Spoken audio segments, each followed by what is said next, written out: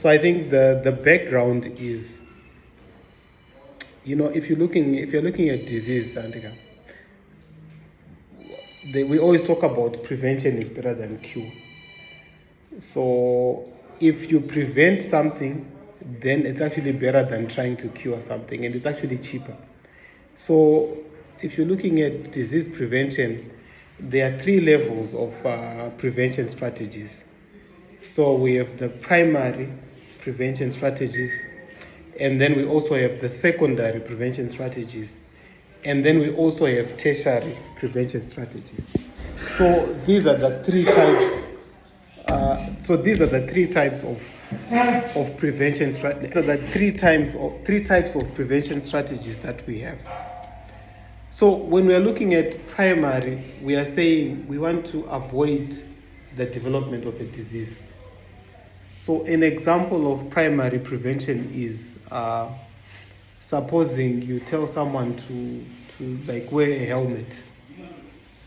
So this person is not sick, but you're telling them that, you know what, if you're riding a motorbike, you should actually use a helmet. So that's primary in that the person is not sick, but if they wear a helmet, if they have a crash, they can prevent a head injury. So those are the primary prevention strategies. And then when we are looking at secondary prevention now, we are now looking at, early detection of treatment.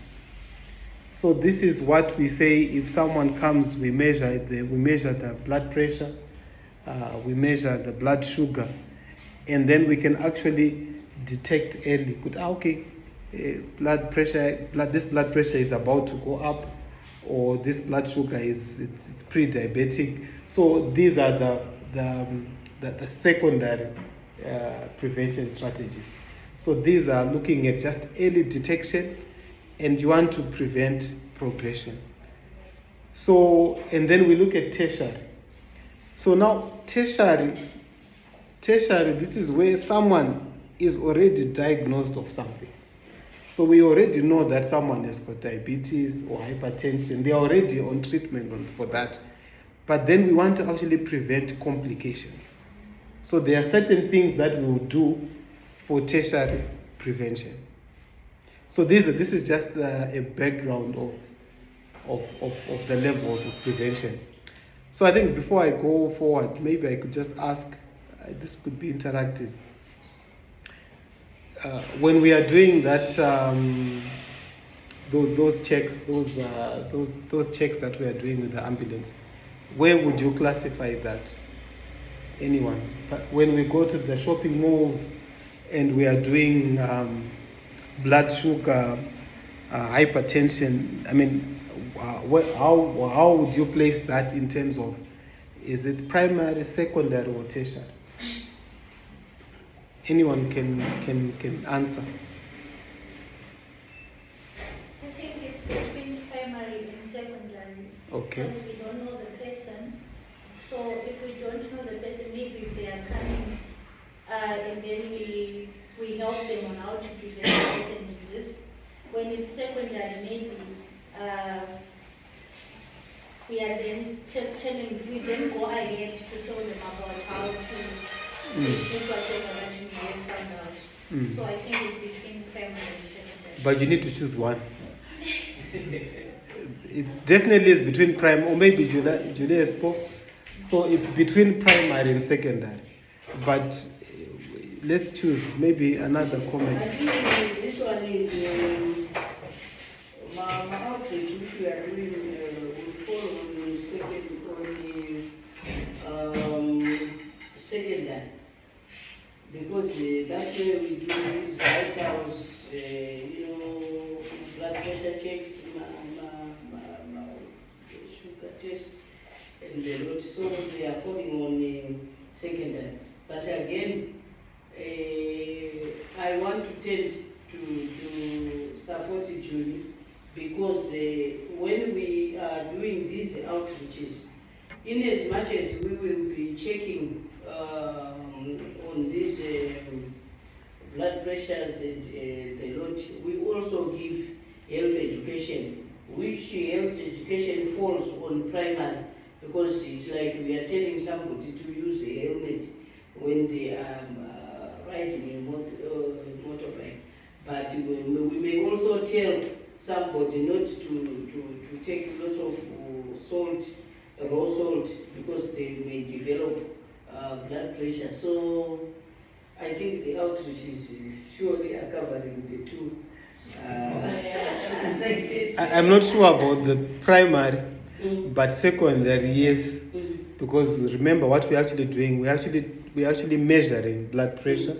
So it means we want to detect that disease early if it's there. So it becomes secondary.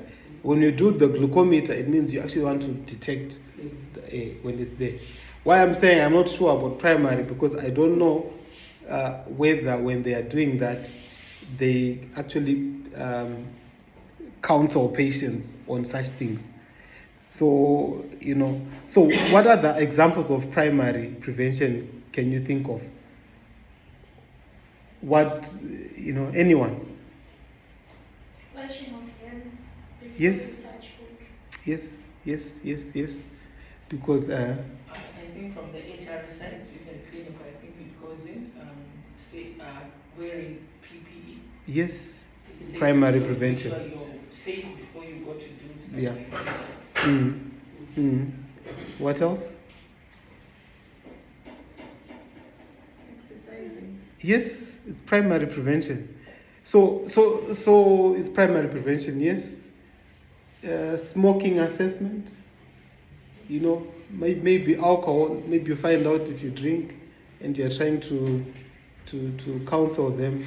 So these are examples of primary prevention. And then in terms of tertiary prevention, we are now looking at, we now know that someone has got a disease, but we now need to prevent complications. Because we know that if someone has got diabetes, there are certain complications that are common in diabetes. So we can now start counseling patients on things like diabetes and on things to prevent those complications. And I think just to look more on that, what are the complications, guys, that you know of for, let's say, hypertension and diabetes? Just anyone. What do you think are the complications if someone ane sugar, ane BP? What are the complications that can come from there? Yeah. Stroke. And so stroke is it's a complication. So can attack with a tertiary prevention. We're going to be doing things that prevent strokes. Okay. What else? What are the complications? Blindness in diabetes. Yes, because we know diabetes affects the eyes. What are the complications, guys, of diabetes, hypertension? Because of diabetic foot anger. So I don't know if you can see why it's so important for us to look at these things. So right now as BMC, we've been focusing so much on the curative side. So we are just focusing on, today we have seen 5 patients, we have seen 10 patients, and they have A, B, C, and D. But we are not focusing so much on actually preventing. So we are waiting for patients to come, and a stroke, you manage the stroke. The sugar is high, you manage that. But then, we are supposed to also be looking at preventing some of these things. So there's a lot of things that we can do in terms of prevention. But I think if I start to go through all of them, I think it will take a lot of time. And I think the purpose of this meeting is not more clinical, but I just want to now talk about the program that we actually want to introduce. But I just wanted you guys to just have this at the back of your mind, that prevention is focused on 3 areas: primary, secondary, and tertiary. So when these guys are going to Longchen for doing that, they're actually doing secondary prevention because they are testing. But if you go and give a talk on drug and substance abuse, you are doing a primary. But when the guys they can actually go and do both primary and secondary. But I'm not sure that when they go, do they have enough time to speak about certain things? So basically, this is what we are doing. So everything is important, because when you identify people, when you prevent primary, it's good. Secondary, when you identify diseases early, you can actually manage them early and prevent complications. And then when someone already has a disease, you can actually prevent complications as well. So some of the complications that are common, that I think we spoke about them. You spoke about stroke. So someone who's diabetic, someone who's hypertensive, they can actually have a stroke, And then we also have like heart attacks. So someone who's diabetic, someone who's hypertensive can also have a heart attack, And then also there's a big one these days, cholesterol. I know we talk about that a lot, cholesterol.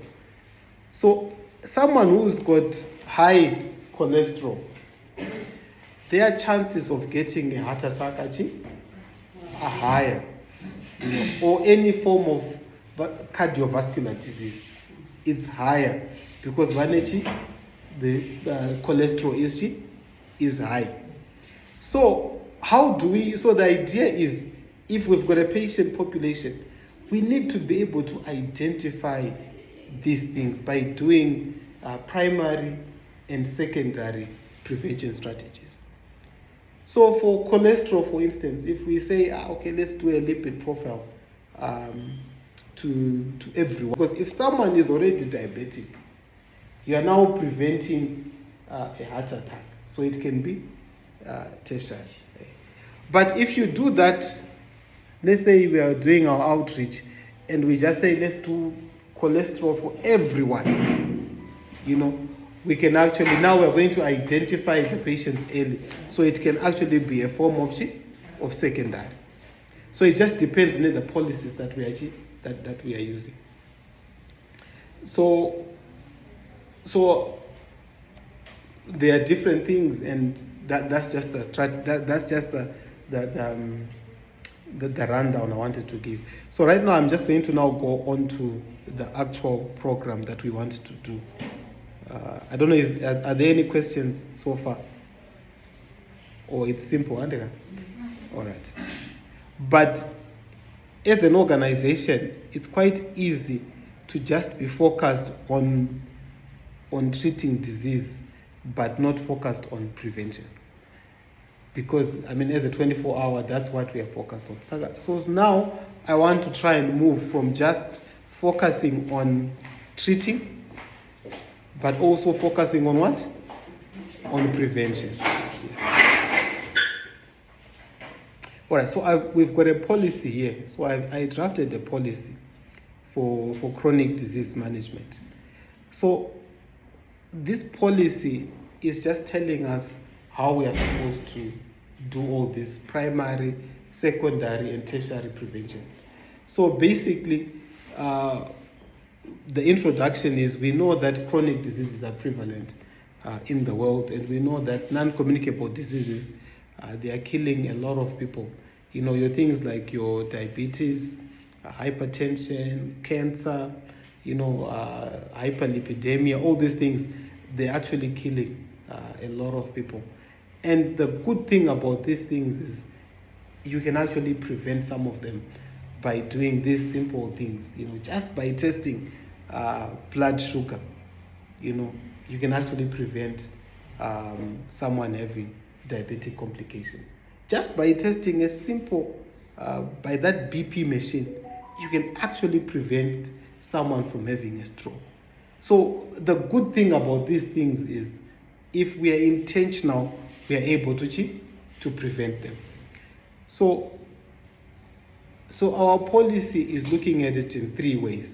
So right now we have already been existing. So we are now saying, okay, for the patients that we have seen for the past year, how are we going to start this program, because what we want to do is to be able to start this chronic disease management program. So we have patients that we've been seeing at BMC for the past number of years. So already we have patients that are already in our database, and we have patients that are already diabetic, patients that are already hypertensive. They are already in our database. So the first starting point for us, if we wanted to do prevention, is to actually look at the database. And after we look at it, we actually filter so that we can identify all the patients with diabetes. And when we do that, whatever interventions that we are going to be doing now, they are going to be tertiary, because we want to prevent complications, because the disease is already there. So the first step for us is to look at our database, filter the database, and identify patients that meet our criteria for chronic illnesses. Then after that, we are also going to have patients that are coming in every day.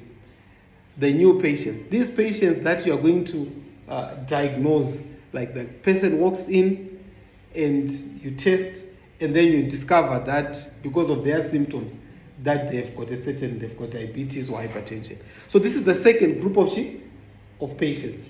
And then the other important group is the patients that we are going to see on our outreach. Remember, we are doing outreaches where we are going to do secondary prevention. So we have patients that we are going, and when we go there, we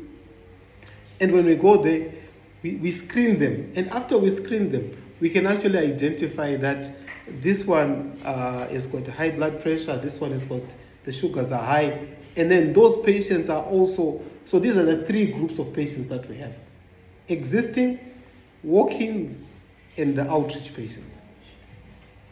So after we get these patients, the next step is to now select these patients, because what we want to do, what we discovered is, because we're working like a 24-hour, it was difficult for the doctor to spend a lot of time on the patient because of how a 24-hour works.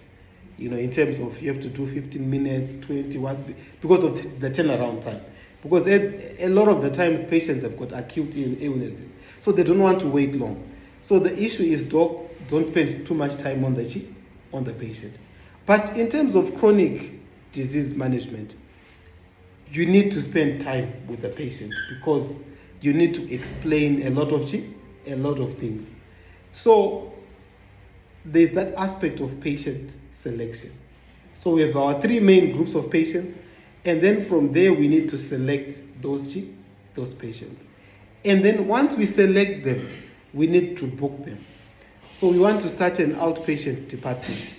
So this outpatient department will have a doctor, a nurse aide, but then it will be specifically for managing chronic diseases. So after we select our patients, we book them. And after these patients are booked, we are then the doctor is able to make an assessment. Then after the patient comes for the assessment, the doctor assesses the patient and sees whether this patient requires any tertiary prevention strategies, and then we implement those. Okay? So the doctor, as part of their assessment, they can do diagnostic tests, which is your lab tests. They can do treatment. They can also do referrals. So those are the three things that the doctor can do. And then after that, the patient is treated. And one thing that we have actually introduced now is the aspect of remote monitoring. So because chronic diseases are a silent killer, they need monitoring. One visit every 3 months or 4 visits a year might not be enough, because you are saying if you see someone and then their blood sugars are maybe borderline, and you tell them to go and exercise and do all that stuff, but if you don't monitor them, and you tell them to come after 3 months, they can come back after 3 months, and that is even worse than before. So for this program, what's critical is remote monitoring. And now we have those tools. We have got an application that we developed where the patient can actually input their parameters even at home. So the remote monitoring, so let's say someone is diabetic or is pre-diabetic, and you tell them, please make sure you cut down your food, do some exercise, and every morning before you wake up, do a glucometer. 2 hours after you eat, do another glucometer.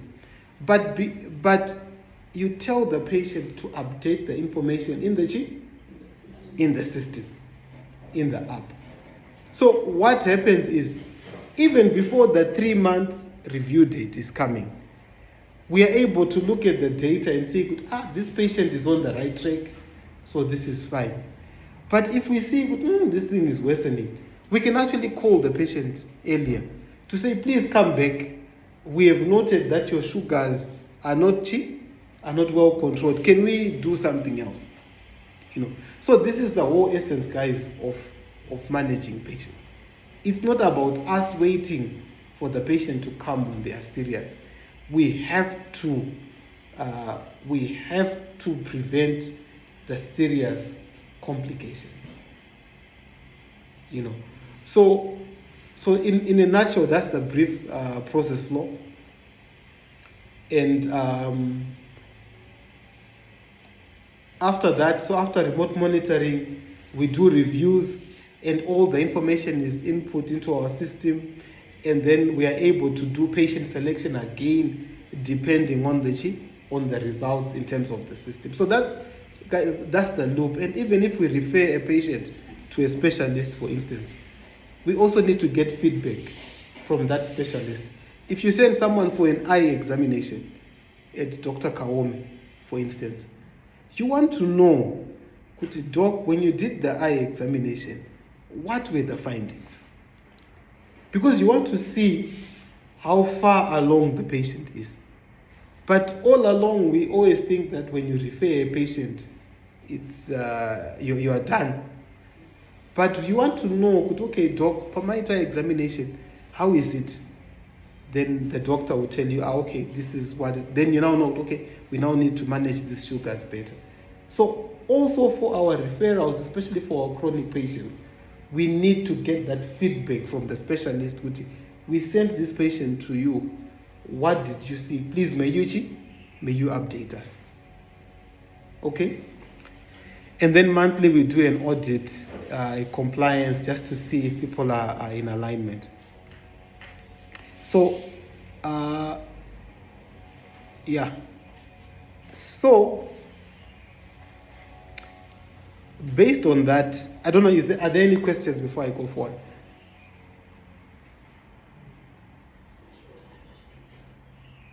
Okay. So based on that, guys, there are certain key responsibilities and roles for this thing to work. So there's the first aspect here, client bookings. So we for this whole thing to work, we need someone who's going to be responsible for booking clients. And we also look at the aspect of client selection. So we also need someone that's going to be able to go into the database and select those patients. And then after they select them, they then book them to see the doctor. And then we also need to have a doctor who's doing the consultations. And then we also need someone who's going to be doing reviews, booking for patients for reviews. And then billing. We also need someone billing and reception, so that when the patients come specifically for chronic disease or for the outpatient department, they are not mixed together with A&D patients. So reception also needs to be aware, and then the billing also, we also need someone to be doing the billing. We also need compliance and measurement, someone who would be a compliance officer, just to see that whole process, if it's going on well. And then we also need a health education officer. Someone, I think this one would get a consultant, someone who can develop educational materials for our patients. So if it's OPD, like Mr. Namreo, if it's now OPD, if someone is seen by the doctor and then they come to you for treatment, you have time to explain to the patient about their condition. You have time to give them information, like health information, you know. You have time to explain to them the importance of remote monitoring. You have time to explain to them how to even use the app. Because the idea is we want the patients to be empowered, to be educated, so that next time when they are thinking of smoking, they know that this is bad for me. So that's the whole essence of this, you know. So we'll have some educational materials. I don't know if you've seen government facilities. They always have posters and things like that, because it's health education. But we don't have that. But that's something that we need to have, so that the patients can be empowered. And then for specialist services, things like referrals, we also need a communication officer, someone who's going to manage referrals. So if we refer a patient to Dr. So and so, we want to know, did that patient go there? And after they went there, what was the outcome? So we need someone who is specifically a communication officer, liaising with the specialists and making sure that the system is updated. You know, we also need EMTs, because remember our program is starting by secondary prevention. So we need people that are able to go and identify patients through the outreach programs. Then we also need the guys for maintenance. You know, this is basic calibration of equipment. We also need people that are going to talk about diet, exercise, also about smoking and alcohol cessation. We need people that are trained to counsel in that. Also these days there's this aspect of mental health and depression. So sometimes people are actually suffering depression when they even come to casualty. So, and then they noted that a lot of the patients with chronic illnesses also have some form of depression. So I think we would also have a questionnaire or something, so that when patients are coming for outpatient, we are also assessing if there is depression. You know. So basically, guys, in a nutshell, this is what we have, and these are the different roles that we have. So the purpose, I just wanted us, especially on the roles, just so that we can identify who can do what. But I can start off here, and then this is just a suggestion, it's not an appointment, and then we can discuss. So I can start off, and then yeah. So I think for client selection, so I think what Nison has done is given us a platform. I was using it yesterday. So right now, if you go in the Flexi system, if you just search a specific diagnosis, it will actually list all the patients with that diagnosis. I think over the past year, I mean, I was looking at it last night, and I mean, how many patients do you think have come to BMC in the past year with diabetes? 100. Okay, 100. Okay. Well, any other guess? How many patients do you think? Just diabetes. Over the year. So Zerida says 100, Metron says 200. I need a third one.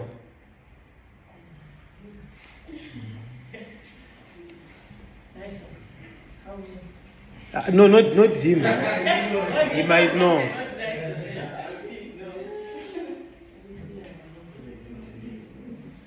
Mr. Kanyemba. Over the year, 250. Okay. So it's actually 170 something. So I think, That's a high number. yeah, that's a high number, Andika. So it's actually 170, 172, I can't remember the exact figure. But it took me maybe 5 minutes to get that answer because I was able to just filter in the system. And when you filter it, it even just tells you even the phone number of the patient. And it even tells you their last, I think, the BP and everything. So patient selection is going to start off there. So we need someone that is going to go into the system, select the patients, and call the patients so that they can book them to see the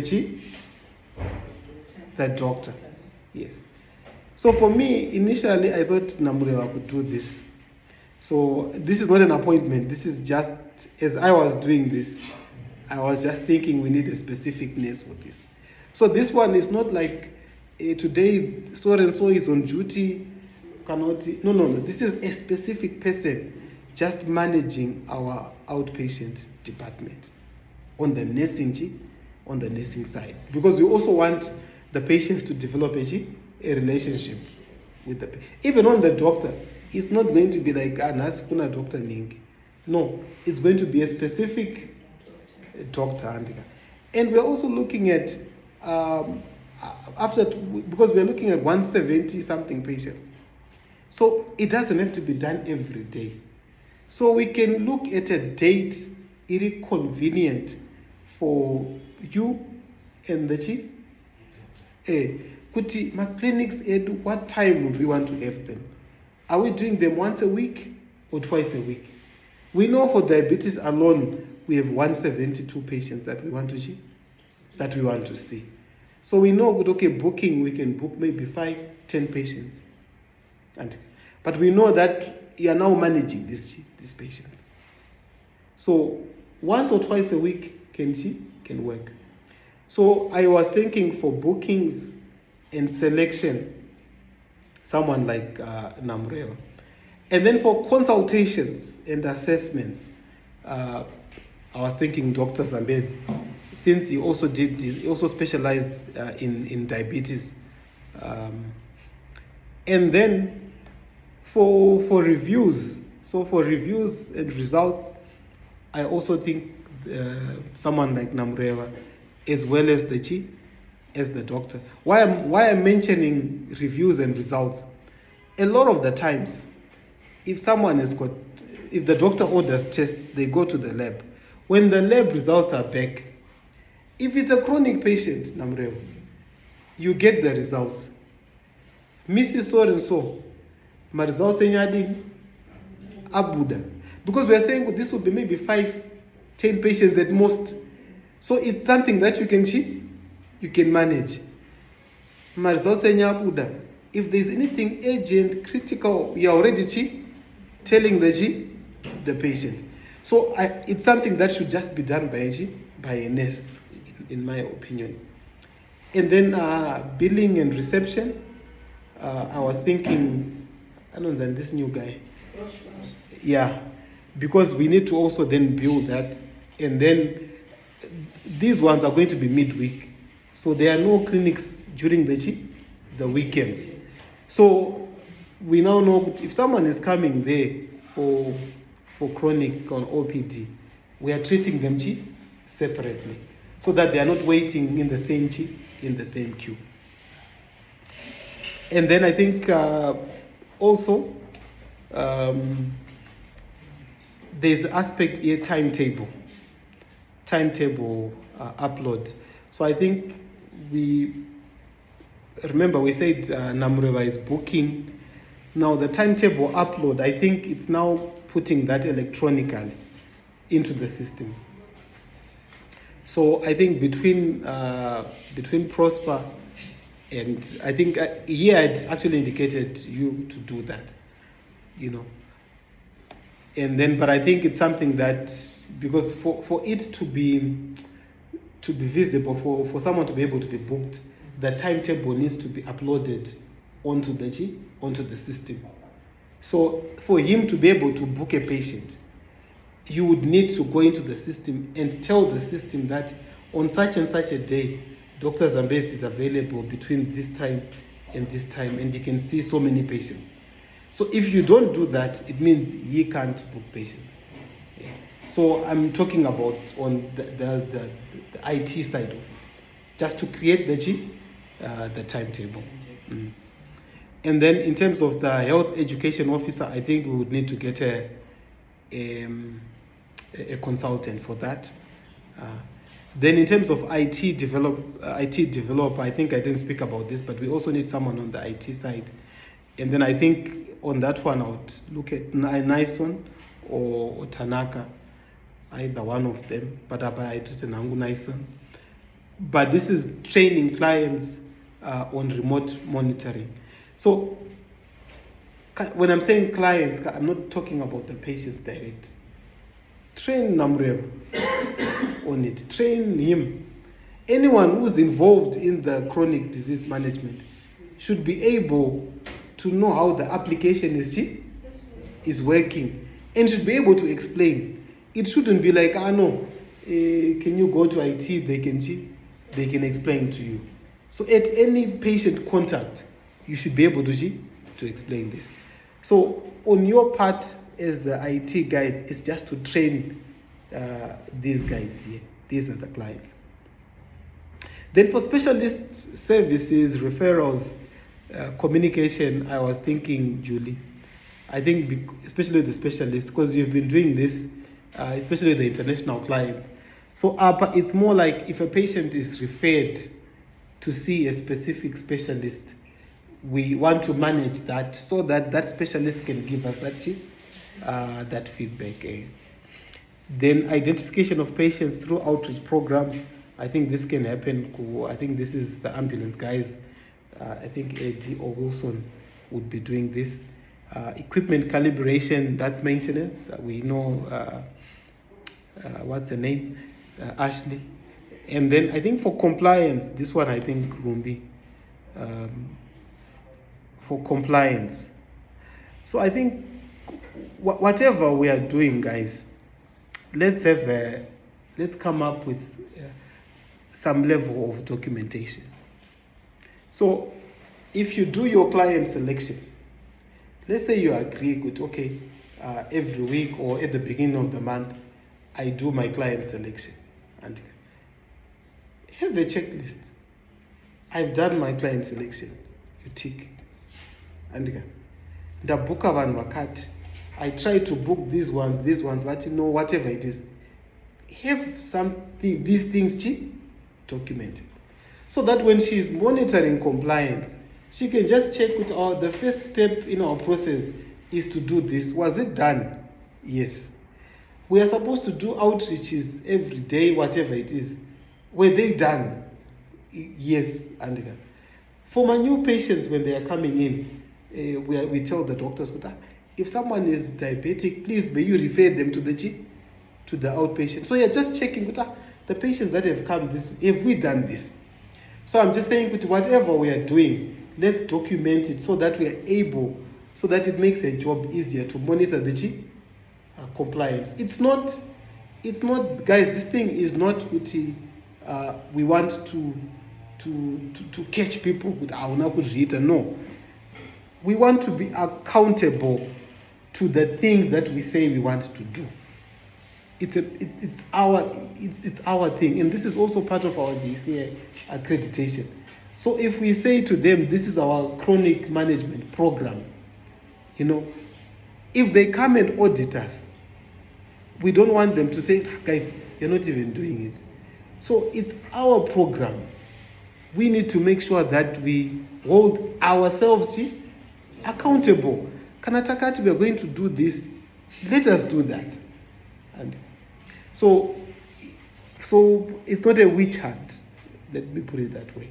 So whatever we are doing, we have to be documenting. And then I think then the other things will get other people to help us, like for smoking and alcohol cessation. Maybe you see someone who's struggling with smoking, but we know this person actually diabetic, actually hypertensive, and that counseling, you know what, guys, I can't even stop. So we have that organization and Christalis that we are working with, so they can actually maybe come in and do that counseling. You know. So guys, in a nutshell, this is what I had for today. So I don't know if you guys have any questions or comments. I wish I had something projected, but I don't have.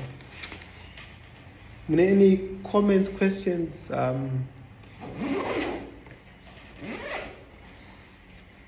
Additions or subtractions? Or it's all clear, you guys? I think I gave some of you the physical document so that you can kind of look at the roles, and then we can start and hold our first outpatient clinic. You know, that's the target. Huh? And I wanted us to hold our first outpatient clinic this month. Before the end of the month, we need to have our first one. And I think for now, we can use the office here. Yeah, Dorothy, can I see it ready? I think we can make a plan. Even Kunoko, even your office said it. Or talking of this, I don't know. We can make a plan. We can make a plan so that at least we get one OPD. We do it, see the feedback, and then we go like that.